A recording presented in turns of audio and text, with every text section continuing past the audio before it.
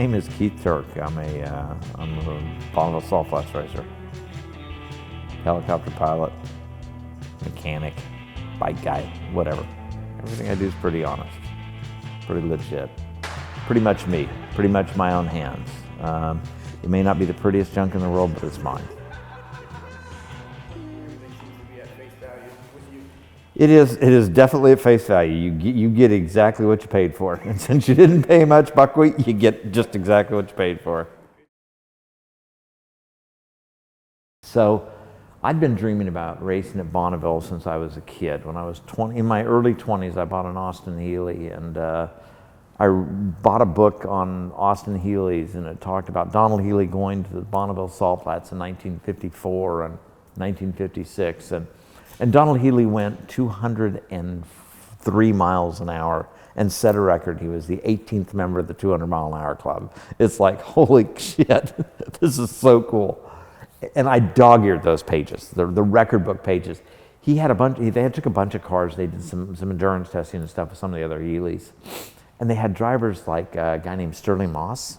I probably never heard of him, but the rest of the world has. You ever heard of a guy named Carroll Shelby? Yeah, he was one of his drivers. He was more of a chicken farmer at the time. But so anyway, he had these drivers that were incredible. George Easton Moore, and anyway, Roy Jackson Moore. He had all these incredible drivers, and he did this stuff at Bonneville, and I just was fascinated. And one night at a Christmas party, I was having a conversation with a friend of mine, and a couple of friends at this party, and we were talking about what's it take to go 200 miles an hour. I mean, none of us really knew what it took to do that. And the more I thought about that and got fascinated with it and talking about it, one of the guys that I was talking about that night was a really, really good friend of mine. He jumped in a swimming pool and broke his neck, and he became a quad. When Tom was paralyzed, it was devastating, genuinely devastating. I mean, I was I went and saw him in the hospital. It was right in 1998, it was right at Speed Week. I'd been planning on going to Speed Week one day, and it was the 50th anniversary of Speed Week that week. And anyway, I went and saw Tom in the hospital, and I called my wife on the phone. I was crying. It was really, really hard. And she's like, "Are you coming home?" She says, "Why don't you just go to Speed Week?" And I'm like, "You know what, you're right." So I literally got on an airplane with nothing. I had nothing. I literally had not packed to go see Tom. He lives in Atlanta. I mean, it's a day trip, you know. So I got on an airplane, literally went to the Delta counter and said, "I want a ticket to Bonneville." They said, I said, "I can go to Vegas, I can go to Reno, I can go to Salt Lake City, I don't care. Whichever flight's leaving next." So I just got on the airplane and called my dad and said, "Hey, Pops, can you handle the shop?" And he's like, "Sure," and went to Bonneville. Got to Bonneville and bought a race car. Literally, talking to this guy, one of the guys that started the East Coast Timing Association, a place that I had actually raced in El Camino I had. Anyway, go over there, and he asked me to buy his Camaro, and I'm like, "Dude, it's an 80 Camaro. Why in the hell would I buy that?" He's like, "Because you could go racing." I'm like, "Yeah, but I want to build an Austin Healey." And he's like, "That's interesting, but you'd go racing with this Camaro." And I'm like, "Yeah, but I want to build an Austin Healey." He said, $800. And I said, "Okay, I guess I'm going to drive a Camaro." True story. That's exactly how I bought the car. Paid $800 for it. Car was the most ugly thing you've ever seen in your life. I remember. It had a red nose and a yellow center section and a blue tail. I mean, it was literally the most gross, nasty 70s sort of thing you've ever seen. Big white letters and white spoke wheels in the back. It was horrid. So anyway, went up there, bought the car. 3 weeks later, went racing. And literally 3 weeks later, went racing. All of that is about passion. That's the passion. I didn't have a passion to drive a Camaro, but I had a passion to go racing. And if you really have that passion, you'll figure out a way. Once you figure out a way, you get there. Once you get there, you can kind of sort through what the process is. There's a ton of people that will wait for timing, and there is no timing. Life is this freaking short. Well, I mean, Tom is a classic example of a guy that literally changed a bunch of people's lives around him. life's short. You have to get off your ass and do what you plan on doing. So if I sat there and waited until I had everything perfect, until my business was just right and I had people in place that I could go do this, I would have never done it. You know, somebody just have to get off your ass and just go do it. So I bought the Camaro, go to Bonneville the first year. I was so excited to be standing on the salt. I promise you, to stand on the salt I'm getting chills. You literally, when you go on the salt for the very first time and you stand, the first thing you do is taste it, you know, and then you realize that you're standing in a place that history has been made over and over and over again. It's an incredible gig. I mean, I can't tell you how incredible it is. So anyway, there are not a lot of people that really get how important that history is. When you set a record on the Bonneville Salt Flats, you have set a record in that category that some of those categories have stood for a very, very long period of time. People have been racing there for 65 or 70 years, and literally, you're setting a record that's the fastest car in your category ever there. That's a statement. So Freiburger and I met. I went to Bonneville. I met a guy named Will Hansel. He said, "Keith, you have to meet David Freiburger. You guys will hit it off perfectly." I'm like, okay, whatever. So Will and I were good friends. He'd done an article on the car and Hot Rod, and David came out to race Tanya's sister's car. And that's how Tanya and I met. For real. I hooked her sister up with David, and he came out and drove their car. The day he got there, he and I were going out to the track. It was so cool. We're going out to the track, and I'd been used to this frou-frou hot rod thing where, you know, the guys are real fancy and everything's got to be perfect, da-da-da-da-da. And Freiburger and I get in the truck. I've got to stop and get diesel. I'm kind of freaking out because I got to stop and get gas with this guy. But all right, so I'm going to go get gas and it'll all be fun. So I go into the counter, and David's grabbing sausage and egg biscuits off the counter, and I'm like, "What's up with this?" He said, "Counter food." I'm like, "Okay, perfect." I'm like, "Dude, you and I are going to get along fine." Literally, that's literally how I realized instantaneously this guy and I were going to be friends. And later on that morning, he took me aside and he says, "You're not going to believe the call I just got." And I said, "What's that?" He says, "They just made me the editor of Hot Rod." I said, "You're kidding." He's like, "No." I said, "That was so cool." So bless his heart. I mean, he is a guy who truly understands and values the history of Bonneville, the history of motorsports, and the history of hot rodding. So him becoming the editor of Hot Rod was a big deal. His mentor is a guy named Gray Baskerville, and Gray Baskerville was at Hot Rod when David took the reins at Hot Rod. So it was a really big deal, and Gray was really proud of him, and I'm really proud of him for that. But in any case, so David and I got to know each other then, and then we hung out together. He would always come to my pits at Bonneville. He always came to my pits at Bonneville and hung out. And we were, you know, because I'd blow motors up at Bonneville for like, you know, I'd wake up in the morning, go up, blow a motor up, go throw a new one in the car, blow it up, and go home. I limited myself to 2 motors per Bonneville event. We were running nitrous. It was stupid stuff, you know, 300-inch motors and 70-second hits on at Bonneville on nitrous. But anyway, Freiburger would come over and help throw the motors in the car. And we just worked well together. We're good friends. So he decided he was going to go land speed racing, kind of like, "I want to go land speed racing." I'm like, "Yeah, okay, cool." He's done this like 8 or 10 times. "Yeah, I'm going to go land speed racing." Well, it's like, I called David and I said, "Do you want to go land speed?" I actually sent him an email and said, "Do you want to go land speed racing? You want to talk about it?" He said, "What do you mean?" I said, "Why don't you just take my Camaro? The girly Camaro hadn't been out in a number of years. Why don't you just take it?" He's like, "Okay, cool."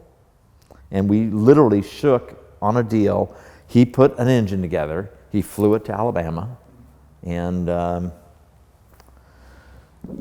we threw it in the car at the old shop and went to Texas.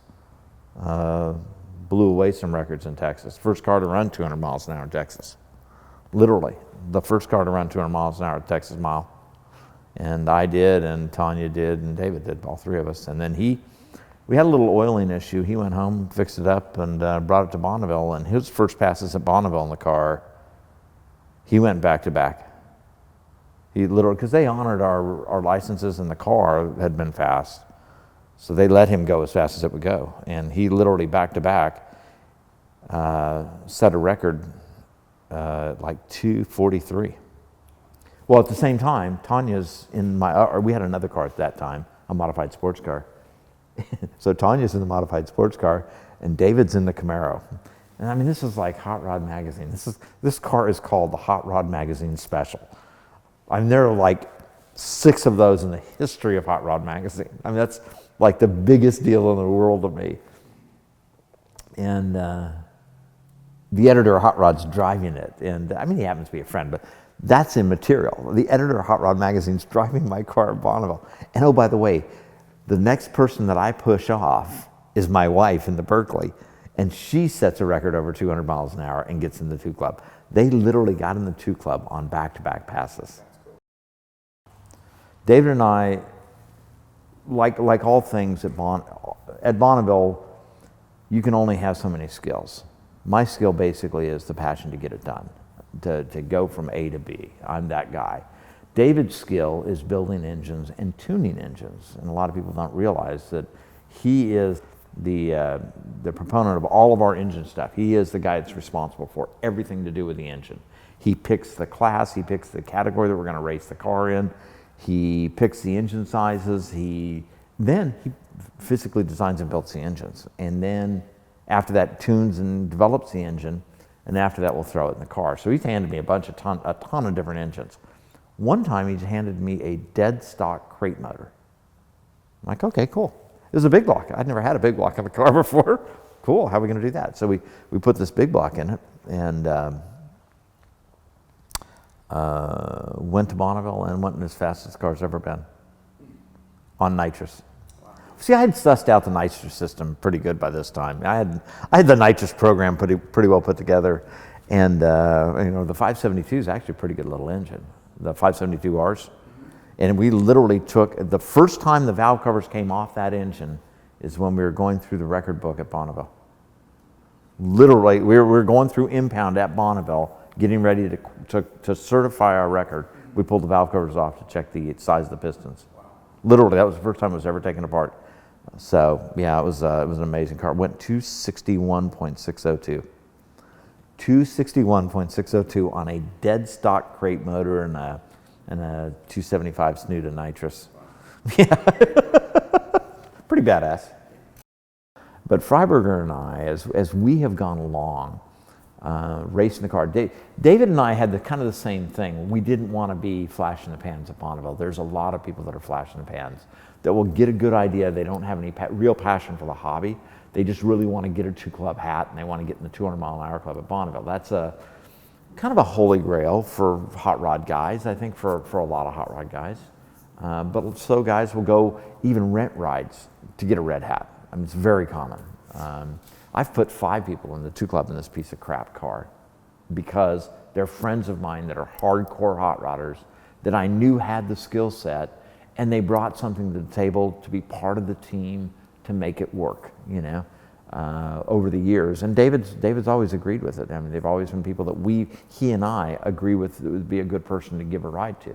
We're not just giving them a ride. They're doing something with the car. They're doing with the engine, whatever it is they're doing. They have a part of it. They've always been a part of it. And they've always done the work to be part of it. In any case, those flash in the pan guys, they just kind of come in, they get that one record, and they go away. And David and I didn't want to be those guys. We wanted to be the guys that were true, hardcore, long-term salt flats racers. I bought the East Coast Timing Association from a guy named John Beckett in 2005. And it was really strange because ultimately, everything kind of was together. He had moved recently. He had done a bunch of things recently. He had sold us the East Coast Timing Association. He'd just gotten a new engine from another friend. In any case, he was in front of us in line when we were at Bonneville, and he went out and tumbled his car and died. It was one of my dear friends, another guy that I truly valued. Anyway, David was in the car, and I knew John had just died, so I'm trying to figure out how to deal with that. How do I talk to him about that? And by the way, another friend of mine is in my other car, my modified sports car, a guy named Ted Wentz, and we're pushing him out the starting line. It's horrific, having to figure out, you're pushing a guy out there that is in fact one of your best friends, and your other friend just died on this course, and the course was just that bad. It was literally just that bad. So when we got back, David wrote this article called The Importance of Risk. It's a brilliant article, and what he says essentially is that ultimately we all have to make decisions in our life, and it's going to involve risk. We have to be willing to have those risks. You always have to balance the risk versus reward. You know, how much do you value this? How much passion do you have for this? How much do you value what's happening? And interestingly enough, I had a car that was capable of going 300 miles an hour, and I didn't have any desire to get in the 3 Club. I didn't value that. It didn't have enough value for me to take that risk, and I sold the car. As soon as I figured out that I could make it go 300 miles an hour in a wind tunnel, I turned around and sold the car. And I think we've just recently finally come to the conclusion, I think we're about done racing the Camaro at Bonneville, because we've accomplished so much with it. There really isn't anything else to accomplish. We've set 5 records with 4 different drivers in 1 week at Speed Week, something that hadn't been done before, all over 225 miles an hour. We did the 2-cylinder thing, and that was a great story in its own right. We basically, Freiburger goes out on the course in this one year, and he takes off from the starting line, and the vent tube pops out of the carburetor, goes down through the carb, gets on top of the pistons, gets in the quench area of the pistons, pops the head up, introduces some oil into the engine, detonates 3 or 4 different cylinders, and this thing's, of course, flailing through the intake back and forth, and it got 3 or 4 cylinders. So we get to the pits, and we're sitting around, so we drank beer for a day, moping, as a fellow should. And then Freiburger, of course, being a savant with this whole record book gig, Freiburger decides he's going to figure out what we can race. He says, we got to be able to do something. And he comes up with a grand scheme that, eye is open. And he goes out and gets his record book and he double checks, and yeah, eye is open. He didn't need to look, he knew. It's just who he is. So what we did is we spent 3 days figuring out how to make a blown fuel big block Chevrolet run on 2 cylinders. You can look at YouTube. YouTube's got some great clips on it, 2-cylinder Camaro. But literally, when that car fired up and ran for the first time, actually ran and drove away from the push truck, it was like a bunch of little schoolgirls. There was like 6 people in a pickup truck in my crew cab Ford push truck. They were all like, "Yay!" It was probably, in my personal thing, and David doesn't agree. David will tell you that the 5 records in 4 days with 5 days with 4 different drivers, that was a big deal. But the 2-cylinder deal, to me personally, was like the coolest thing we've ever done in the history ever. It was perfect because we had guys from Holly, we had guys, Todd Ryden from MSD was with us. We had a couple of different engine builders with us. Keith Thornton, and we had really high quality people with a bunch of Winston Cup guys with us. And they're all sitting around trying to figure out how to make it work. And they're like, well, we should use this cylinder, we should use that cylinder. Well, what are we going to do with the spark? And that was really the biggest problem, is what to do with the spark. Because we tried to take the lobes off of the thing, so we only had 2 lobes on the reluctor, and that turned into a shit. There wasn't enough sensor knowledge, and it was a mess. The intellectual horsepower that went into making that thing run was unbelievable. We finally tied the spark plug wires cleaned off the roll cage, tied them to the roll cage, literally duct taped them to the roll cage, live wires. Now keep in mind, this thing's sucking fuel and air into the engine and sending it out the exhaust with fire from the 2 cylinders that are working, and they're pretty freaking angry. Okay, I mean, they're genuinely angry. So the fire underneath the car is just to die for. It's like, so he's going down the course at a grand total like 31 miles an hour. But it's under his own power. It's under his own power, 31 miles an hour. And we set a record. It was awesome. It was incredible. To me personally, that was the best time at Bonneville ever. I was so tickled, The biggest thing about land speed racing that's incredibly cool is that nobody loses.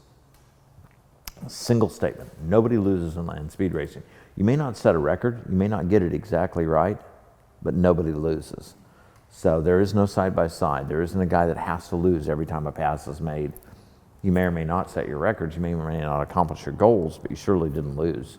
unless you blew up the motor, the transmission, and the rear end on a single pass. And You might lose a little financially. a little, I mean, especially if it's like your first pass of the year at Bonneville. Sure. Done that. Yeah. Done that a lot. Anyway, so the point of the exercise is that one of the cool things is nobody loses.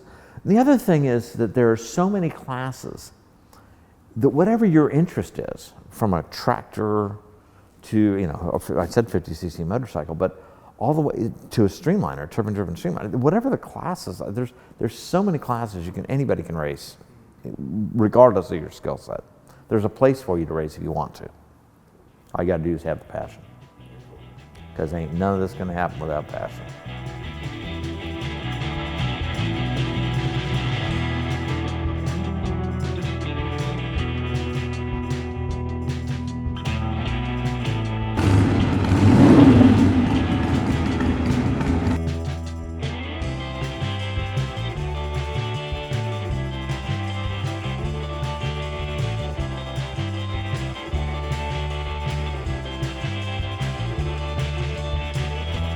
That's it, yeah.